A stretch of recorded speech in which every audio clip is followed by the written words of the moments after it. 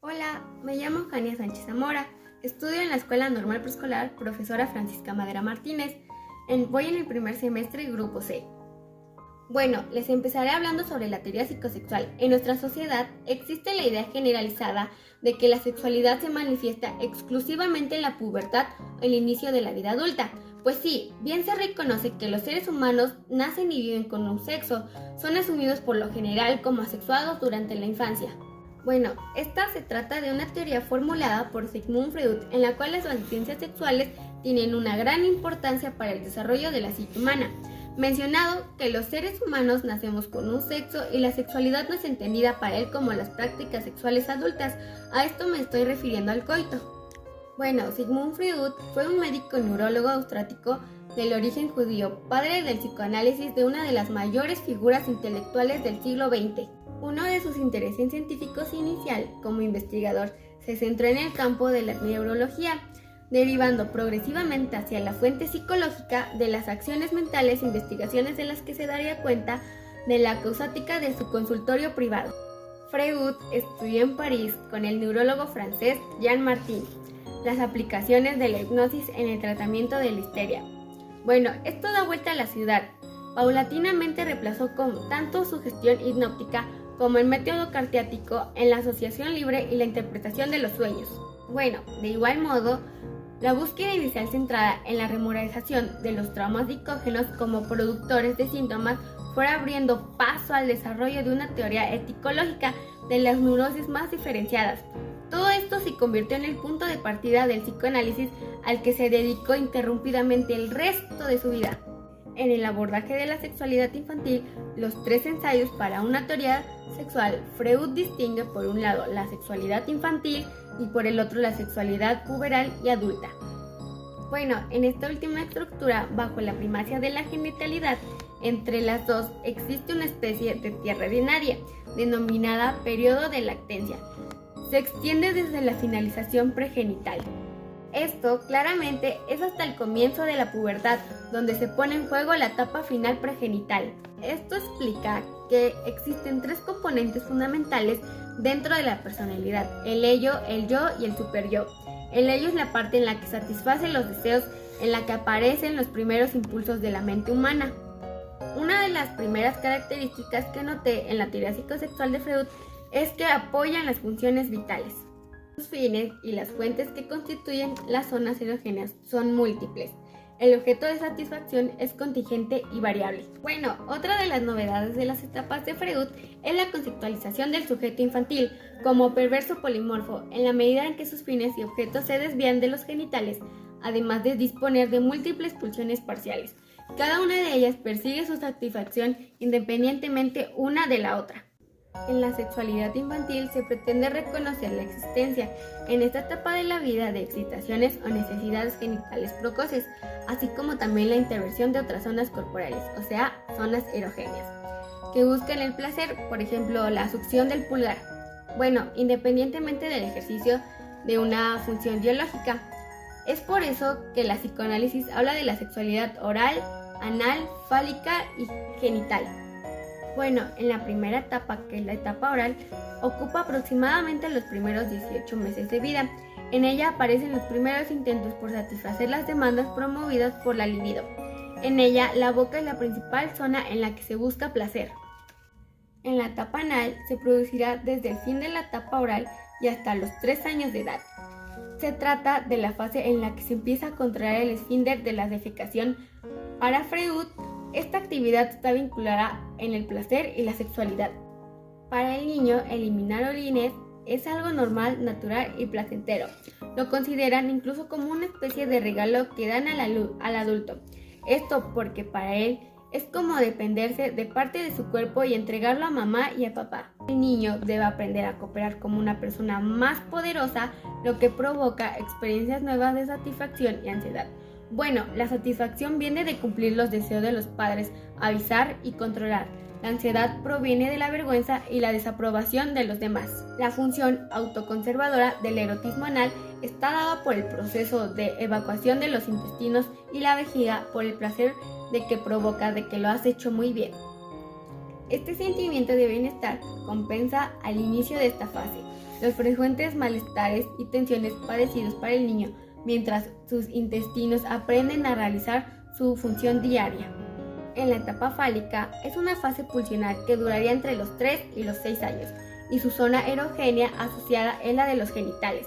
De este modo, la principal sensación placentera sería la de orinar, pero también se origina en esta fase el inicio de la curiosidad por las diferentes entre hombres y mujeres, niños y niñas, empezando por las evidencias de similitudes en la forma de los genitales y terminando intereses de modo de ser y de vestir. En esta fase es vivido el complejo de Edipo, más o menos entre los 3 y 5 años de edad.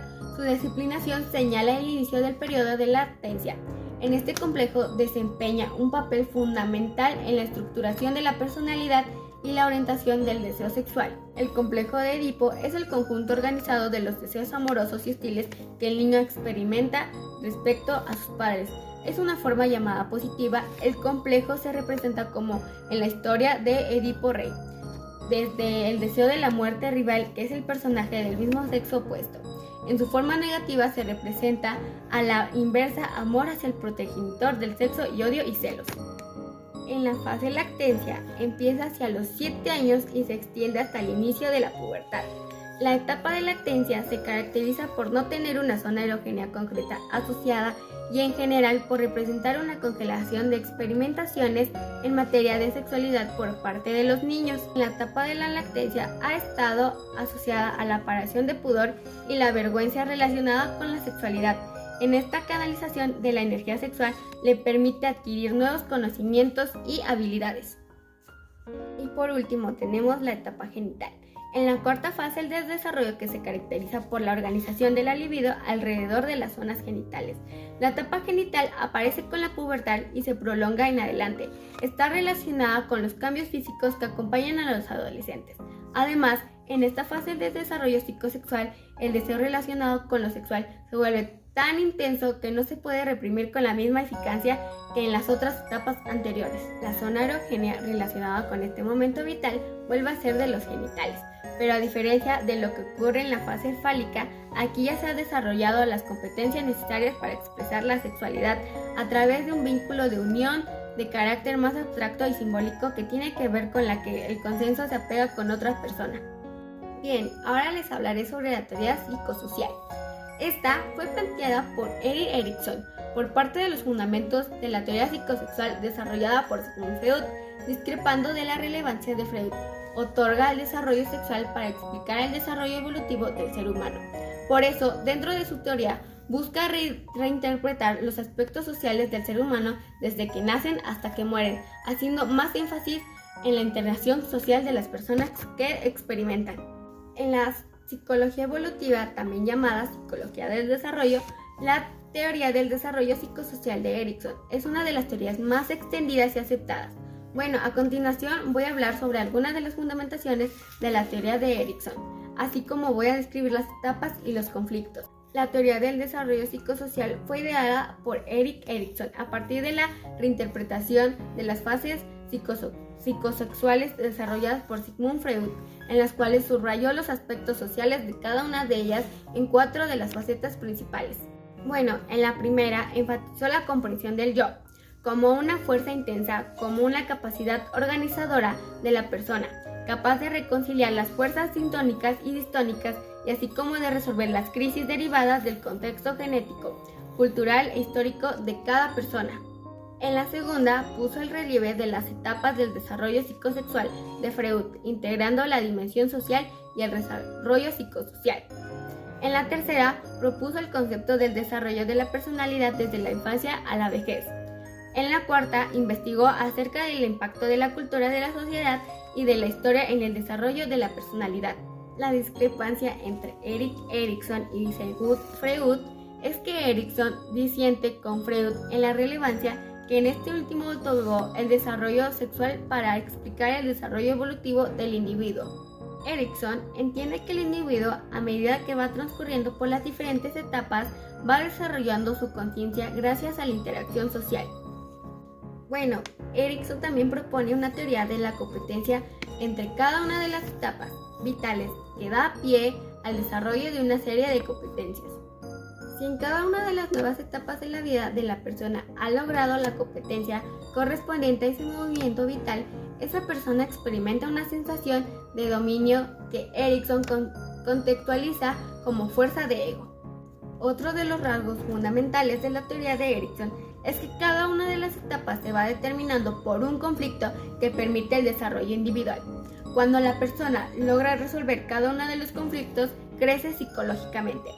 En la resolución de estos conflictos, la persona halla una gran potencial para el crecimiento, pero por otra parte, también podemos encontrar una gran potencial en el fracaso si no se logra superar el conflicto propio de esa etapa vital. Para Erikson, el hombre experimenta varios estadios de su desarrollo psicosocial en los cuales tiene el desarrollar ciertas competencias.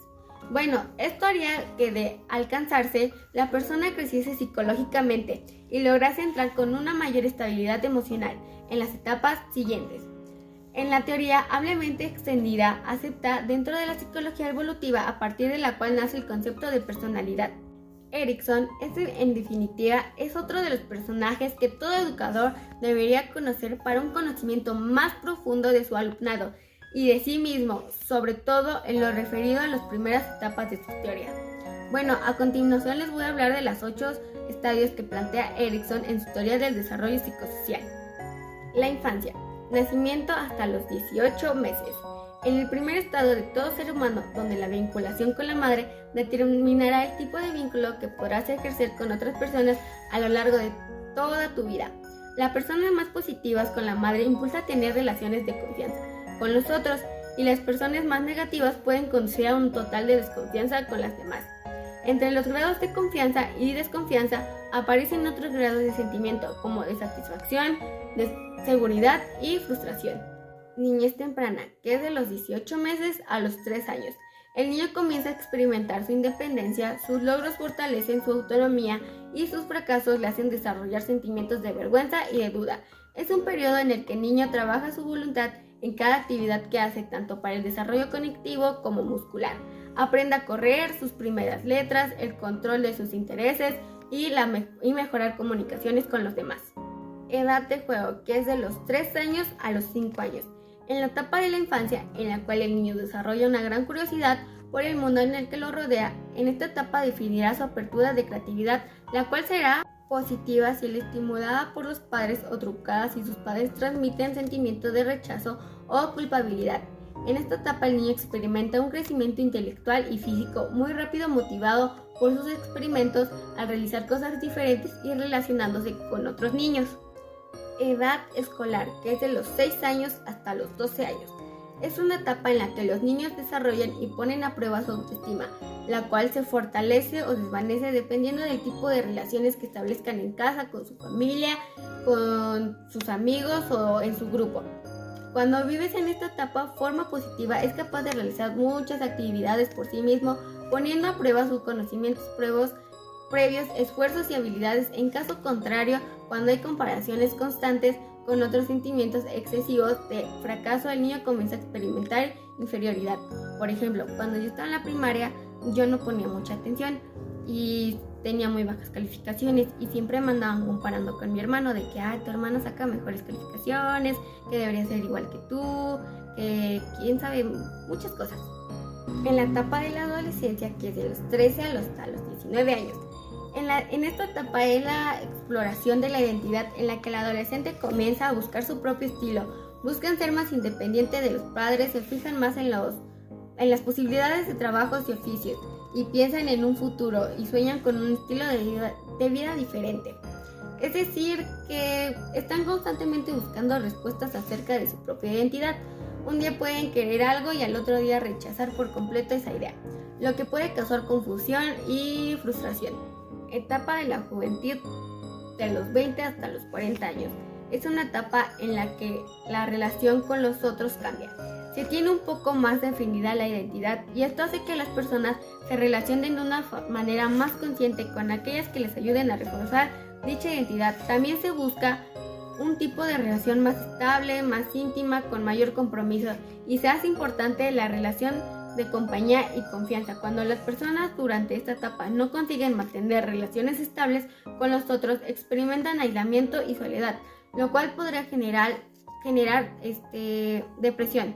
Etapa de la adultez, que es de los 41 años hasta los 60 años.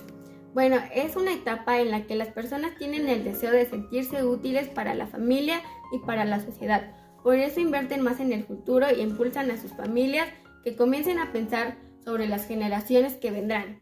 Sentirse necesario y útil a la vez es cuando las otras etapas es fortalecedor, pero cuando no se puede, no se encuentra en forma de ayudar a otros, se vive una sensación de estancamiento que puede llevar a la depresión.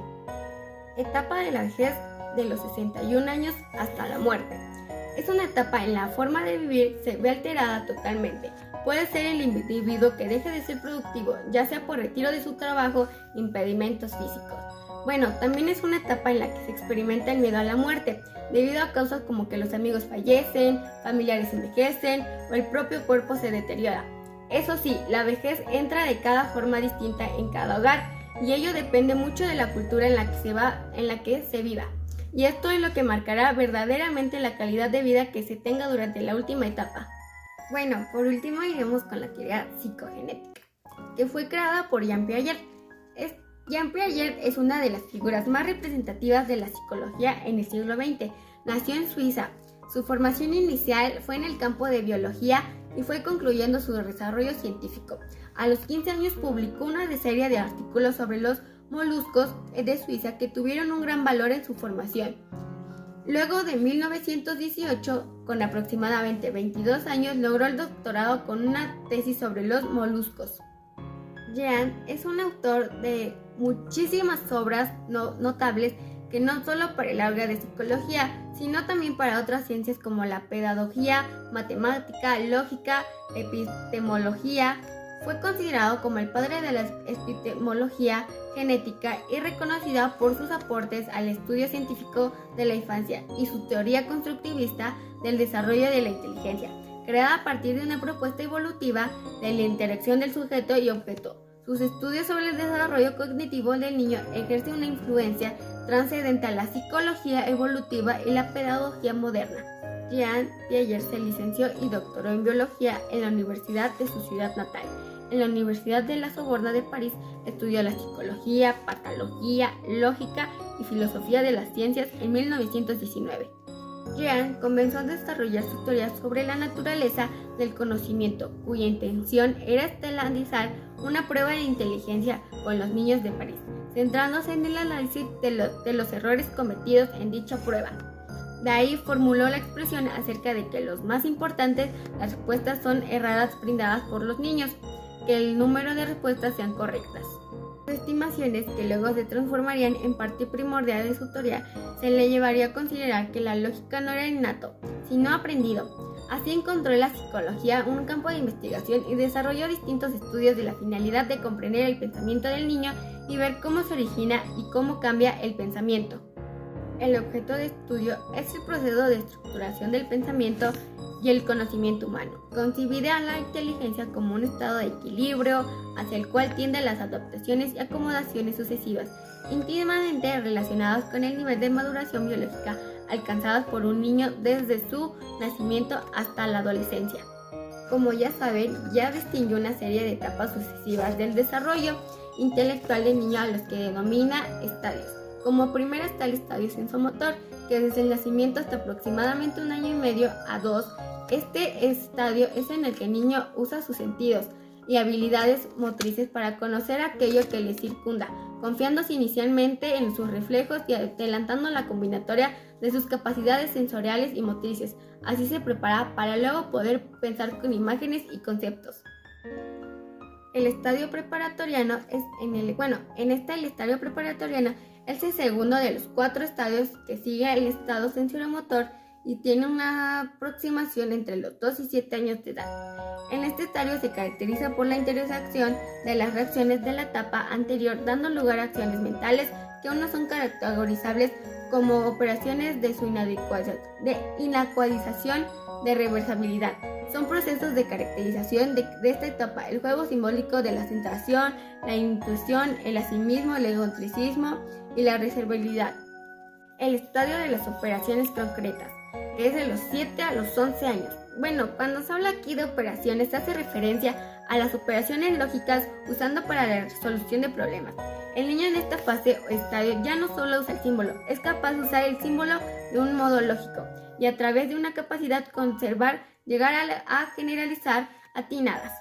Alrededor de los 6-7 años de edad, el niño adquiere la capacidad intelectual de conservar cantidades numéricas, longitudes y volúmenes líquidos.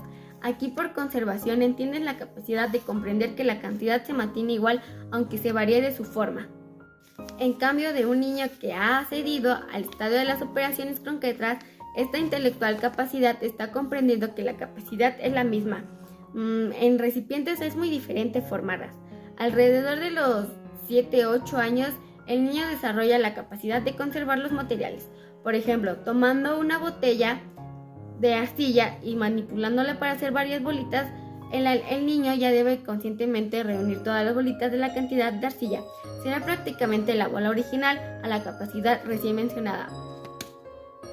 Alrededor de los 9-10 años, el niño ha accedido al último paso de la noción de conservación, la conservación de superficies. Por ejemplo, puesto enfrente a esos cuadrados de papel, se puede dar cuenta que reúnen la misma superficie, aunque estos cuadrados estén amontonados, aunque estén dispersos. Bueno, ahora a continuación les voy a platicar sobre el constructivismo, conductismo, humanismo y modelo sistemático ecológico. Bueno, empezaré primero por el constructivismo.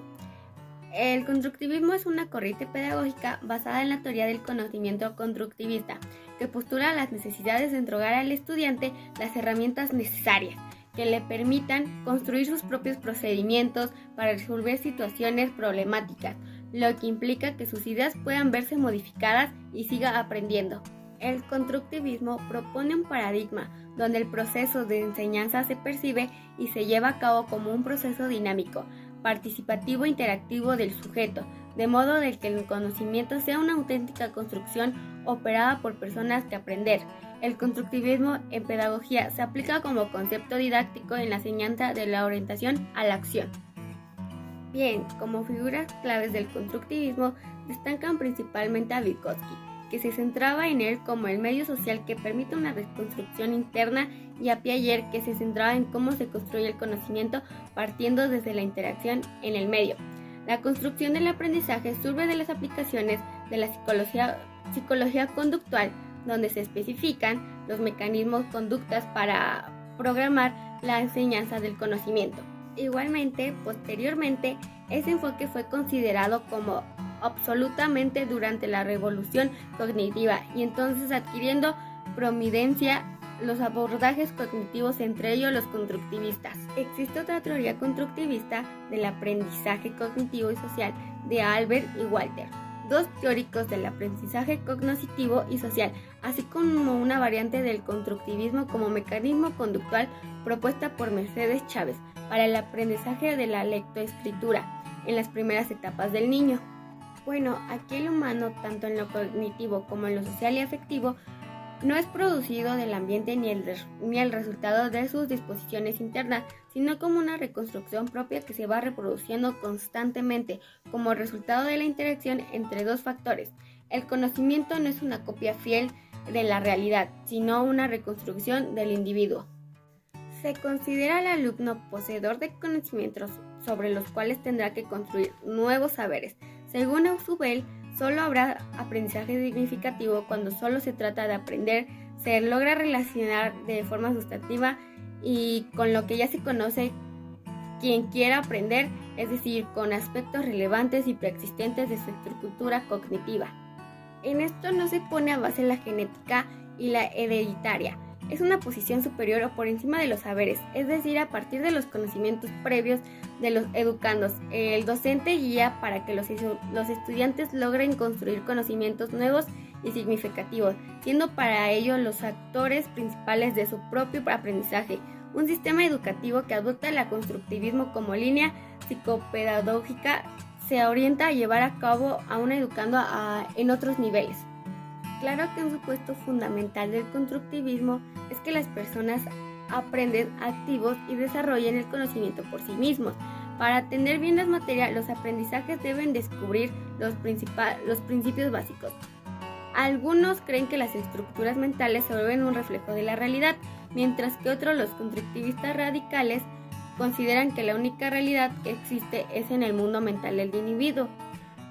Los constructivistas también hacen diferenciado al grado en el que apuntan la construcción del conocimiento de las interacciones sociales con los profesores, compañeros, padres y entre otros. Bueno, aquí la perspectiva constructivista del aprendizaje puede situarse en oposiciones de la instrucción del conocimiento. En general, desde la postura constructivista, el aprendizaje puede facilitarse, pero cada persona contribuye su propia experiencia interna, con lo cual puede decir que el conocimiento no puede medirse, ya que es el único en cada persona, en su propia reconstrucción interna y subjetiva de la realidad.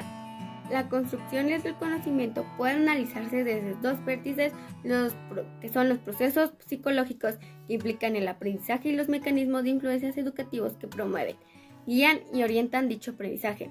Por el contrario, la instrucción del aprendizaje postula que la enseñanza o los conocimientos pueden programarse, de modo que pueden fijarse de antemano los contenidos, el método y el objetivo en el proceso de enseñanza. La diferencia puede ser sutil, pero sustenta grandes implicaciones pedagógicas, biológicas, geográficas y psicológicas. Así, esto aplicando a un contexto en el aula donde los alumnos significa que desde un enfoque constructivista pueden recrearse un espacio favorable en el aprendizaje con un clima motivacional de cooperación, donde cada alumno reconstruye su aprendizaje con el resto del grupo. Así, el proceso de aprendizaje prima sobre el objetivo curricular, no habría notas, sino cooperación. Por el otro lado, también a modo de ejemplo, desde la instrucción de elegir un contenido e impartir y se optimizará el aprendizaje de ese contenido mediante un método y objetivos fijados previamente optimizando dicho proceso. En realidad, hoy en día ambos enfoques se mezclan y si la construcción de aprendizaje toma más presencia en el sistema educativo. Para Jean, la inteligencia tiene dos atributos principales: la organización y la adaptación. El primer atributo, la organización, se refiere a la inteligencia está formada por estructuras o esquemas de conocimiento, cada una de las cuales conduce a conductas diferentes en situaciones específicas. En las primeras etapas del desarrollo de un niño tiene esquemas, elementos que traducen en conductas concretas y observables del tipo sensomotor, que es una mamar y otra llevarse el dedo a la boca. En el niño, en la edad preescolar, aparecen otros esquemas cognitivos más abstractos que denominan operaciones. Estos esquemas o conocimientos más complejos se derivan a los sensomotores con un proceso de internalización con palabras porque la capacidad de establecer relaciones entre objetos, sucesos e ideas. Los símbolos de matemáticas y de la lógica representan expresiones más elevadas de las operaciones. La adquisición del conocimiento de contextos espontáneos y naturales es un buen objetivo desde una perspectiva científica, pero resulta insuficiente para ser aplicado a la educación, porque la educación es una situación artificial en la que se intenta producir el conocimiento no solo de forma natural, sino también de formas adicionales. No se trata tan solo de reproducir el desarrollo. Ahora vamos con el tema del conductivismo. En este tema me llama mucho la atención, porque Watson es el estudio experimental y objetivo natural de la conducta, excluyendo la conciencia y la introspección. El conductismo es una filosofía de la ciencia de la conducta.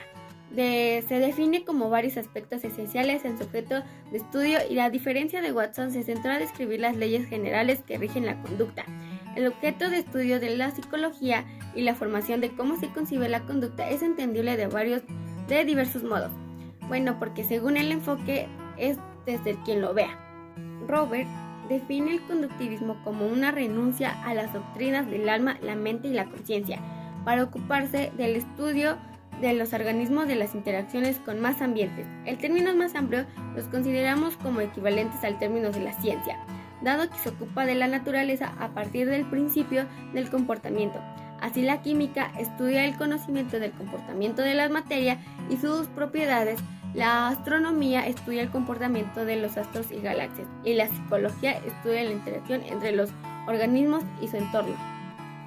El desarrollo del conductivismo privilegia algunos enfoques más que otros, que descendían directa o indirectamente de los anteriores, pero finalmente fue el sistema de Skinner en 1938 el que llegó a ser dominante desde la década de los 40.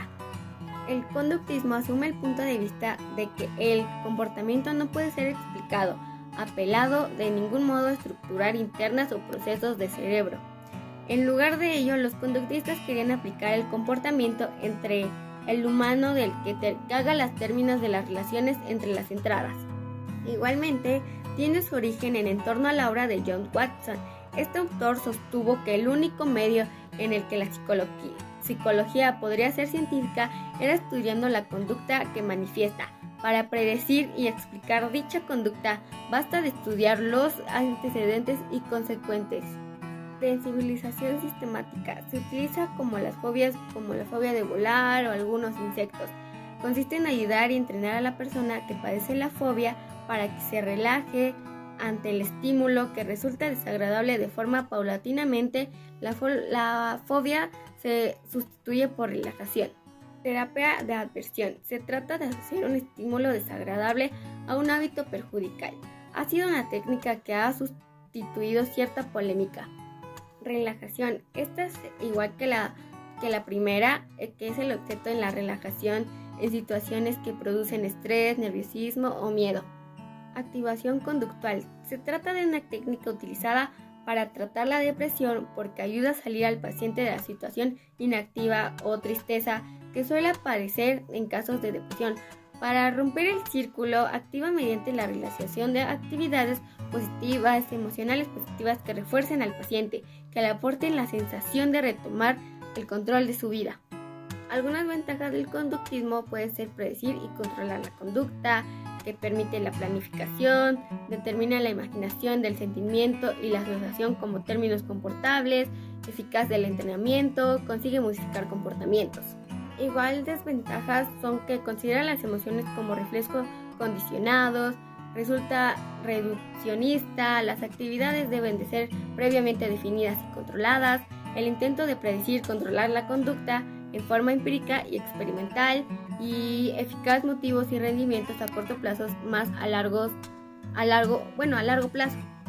Ahora vamos con la teoría del humanismo. En esta propone que en sus principales postulados que la conciencia, la ética y la experiencia emocional son los elementos más importantes para fijar todo tipo de conocimiento en los individuos. La teoría humanista propone un aprendizaje significativo y vivencial y lo define como el proceso que modifica la percepción que los individuos tienen de la realidad y deriva de la reorganización del yo. Para hacer posible este tipo de aprendizaje, el estudiante debe tener libertad de acción para alcanzar confianza en sí mismo. Por lo tanto, debe poner a escoger un plan de estudios, realizar actividades elegidas por él mismo, determinar sus calificaciones de acuerdo a sus logros personales. Se busca que el estudiante descubra liberalmente sus estudios y sus objetivos, sus necesidades, sus sentimientos y sus ideas. En el enfoque educativo humanista defiende una educación orientada a la autorrealización, la libertad, la creatividad, la adaptación personal, una educación que tenga en cuenta las dimensiones personales e individuales que posibiliten una formación integral del alumno, que se base en concepción humanista del hombre nacido en modernidad, con las ideas de ilustración, las teorías humanistas del aprendizaje que comienzan a aplicarse a partir de los 1960, en reacción contra la enseñanza, la tradicional, autoritaria y personalizada que tiene fe en la capacidad de que el humano logre aprender. La humanidad hoy en día, si bien ha hecho grandes logros en la ciencia y la tecnología, aún no ha conseguido construir una sociedad humana donde todas las personas vivan en armonía entre ellos y el resto de las criaturas vivientes. El término humanismo se relaciona con las concepciones filosóficas que colocan al ser humano como centro de su interés. El humanismo filosófico resalta la dignidad del ser humano, aunque se interprete de distinto modo de las diferentes formas del humanismo. El humanismo es una internacional en sus propósitos, sus experiencias valorativas, su creatividad y la comprensión significativa. También muestra un particular afán por centrarse en la persona, su experiencia interior, el significado de la persona que da a sus expectativas. Igualmente enfatiza las características distintivas y específicamente humanas como son la creatividad, autorrealización y decisión. Se comprometen con la dignidad humana y se interesan por el desarrollo pleno del potencial inherente a cada persona. Para ellos, la persona central es como tal se cubre y se relaciona con otras personas y otros grupos sociales. Se propone un aprendizaje significativo y vivencial y lo define como el proceso que modifica la percepción de los individuos que tiene de la realidad y deriva la reorganización del yo. Bueno, en este tipo de interconexión se cree que las diferencias entre actividades y roles permiten que las relaciones se consoliden cuando los entornos se producen en ambientes que presenten diversidad cultural. En este escenario, la relación vínculamente entre los dos contextos, como diadas contextuales en la vida de una persona, puede aumentar su capacidad y motivación para aprender. Y ahora, para concluir, hablaré sobre el modelo sistemático ecológico. Esta es una perspectiva que se enfoca en una persona en desarrollo, el ambiente y las interacciones entre ambos. Estudia los cambios que se originan cuando una persona percibe el ambiente y logra relacionarse con él. Y se considera que el ambiente ecológico son estructuras que se encuentran dentro de una y de otra. Bronfenbrenner propone una perspectiva ecológica del desarrollo de la conducta humana. Describe el rango de procesos interrelacionados que afectan el desarrollo del niño. Esta perspectiva concibe que el ambiente ecológico es un conjunto de estructuras seriadas y estructuradas en diferentes niveles, en donde cada uno de los niveles contiene al otro. Otro tipo de factores que de igual forma se suma importancia la libertad de cada individuo, pero claro, sin olvidar que esta libertad tiene normas o reglas, al igual que las políticas públicas, además de que ayuda teorías ecológicas del alumno que podría tener un mejor conocimiento, puesto que interiormente estará estable y siendo así podrá relacionarse con diferentes personas y podrá ser un poco más abiertos en los grupos, cuando estén tal vez en equipos y pueda convivir. Las creencias que han originado es que la sociedad y las cuestiones psicológicas influyen en el ser humano para que éste se pueda desarrollar de una manera ya sea positiva o negativa. Igualmente, la actividad moral que ayuda con estas teorías al ser humano podría desarrollarse de cualquier concepto de su vida, ha originado que el ser humano sea poder hipótesis. La psicoanalítica se centra en la neurología y se basa en la experiencia de Sigmund Freud. El tratamiento clínico del caso de neurosis, la cognitiva, estudia los procesos mentales implicados en el conocimiento. Tiene el proceso de conocimientos, mecanismos básicos y profundos para que se elabore el conocimiento desde la apreciación, la memoria y el aprendizaje. El aspecto del microsistema se basa en el desarrollo del humano en un solo entorno. Para avanzar al siguiente nivel, se requiere una transición ecológica. Como el proceso de adaptación a un nuevo ambiente y el entorno se propone en práctica, por ejemplo, la transición hacia la educación termina en un momento donde las personas estudiantes deben adaptarse a un sistema de formación y educación cada vez más complejos, con mayores exigencias y un clima de abstracción académica. Y para finalizar el video voy a dejar 7 imágenes al final para que quede medio claro de las 7 teorías que les platiqué.